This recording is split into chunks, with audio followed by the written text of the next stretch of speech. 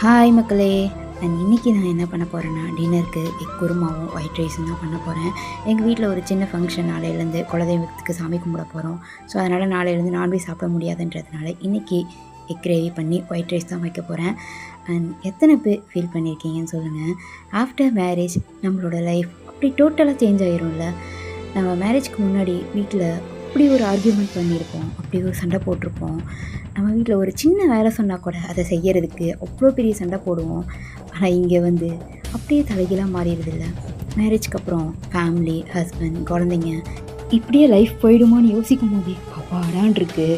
So வாங்க அப்படியே நம்ம குழம்பு தாளிச்சிடலாம். கடுகு, சீரகம், சோம்பு அண்ட் பட்டை, பச்சை மிளகா என்கிட்ட இல்லை. ஸோ அதனால் பழுத்த மிளகாயாக போட்டிருக்கேன். கூட வெங்காயம் போட்டு வதக்கி விட்டுட்டு லைட்டாக வெங்காயம் வணங்கினதுக்கப்புறமா இஞ்சி பூண்டு பேஸ்ட்டும் போடணும். ஸோ நான் கொஞ்சம் லேட்டாக தான் போடுறேன். வெங்காயம் நல்லா வணங்கினதுக்கப்புறம் ப்ரௌனிஷ் ஆனதுக்கப்புறம் தான் இஞ்சி பூண்டு பேஸ்ட் போடுவேன். ஸோ வெங்காயம் வணங்கினதுக்கப்புறம் இஞ்சி பூண்டு பேஸ்ட் போட்டுட்டு தக்காளி ஆல்ரெடி அரைச்சி வச்சுருக்கேன், அதையும் அப்படியே ஊற்றிக்கலாம். ஸோ அது கொஞ்சம் நேரம் வணங்கட்டும். நம்ம சைடில் அப்படியே எக்கை உரித்து ரெடி பண்ணி வச்சுக்கலாம். தக்காளி வணங்கினதுக்கப்புறமா மஞ்சத்தூள், மட்டன் மசாலா, கரம் மசாலா, மல்லித்தூள் இது எல்லாத்தையும் போட்டு ஒரு 5 நிமிஷத்துக்கு வதக்கிக்கலாம் நல்லா. இதெல்லாம் வதங்கி ஒரு பேஸ்ட் ஆகிற பதத்தில் நம்ம எக் எடுத்து போட்டுக்கலாம். சரிங்களா? மஞ்சத்தூள் லைட்டாக பத்தலை, அதனால் கூட மஞ்சத்தூள் கொஞ்சம் போட்டுக்கிறேன்.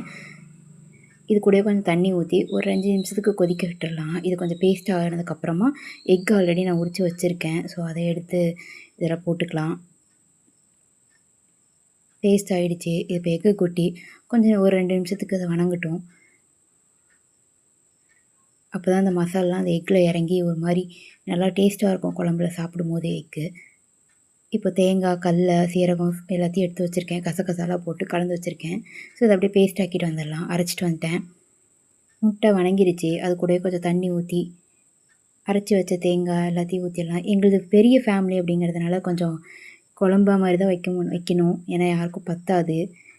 எங்கள் ஃபேமிலிக்கு ஒரு கூட்டு குடும்பம், 8 பேர் இருக்கோம். மட்டும் இல்லாமல் இங்கே யாரும் வந்து சப்பாத்தி, தோசை அந்த மாதிரி அதிகமாக யாரும் சாப்பிட மாட்டாங்க. ரைஸ் ஐட்டம்ஸ் தான் அதிகமாக எடுத்துக்குவாங்க. ஸோ அதனால் எப்போவுமே ஈவினிங் டைமில் ரைஸ் அண்ட் ஏதோ ஒரு கிரேவி, குருமா அந்த மாதிரி தான் இருக்கும். மோஸ்ட்லி எங்கள் வீட்டில் இப்படி தான் குழம்பு தான் அதிகமாக இருக்கும். எதையும் வெரைட்டி ரைஸ் அந்த மாதிரி பண்ணுறதை விட எப்போவுமே குழம்பாக தான் இருக்கும். எல்லாருமே அந்த மாதிரி தான் சாப்பிடுவாங்க. அவ்வளோதான், கொத்தமல்லி போட்டு குழம்பு ஆஃப் பண்ணியாச்சு. ஸோ இந்த வீடியோ பிடிச்சிருந்தது அப்படின்னா மறக்காமல் கமெண்ட் பண்ணுங்கள். இதுதான் என்னோடய ஃபர்ஸ்ட் வீடியோ. எப்படி இருந்துச்சுன்றதையும் கமெண்ட் பண்ணிவிடுங்க மறக்காமல். டாட்டா.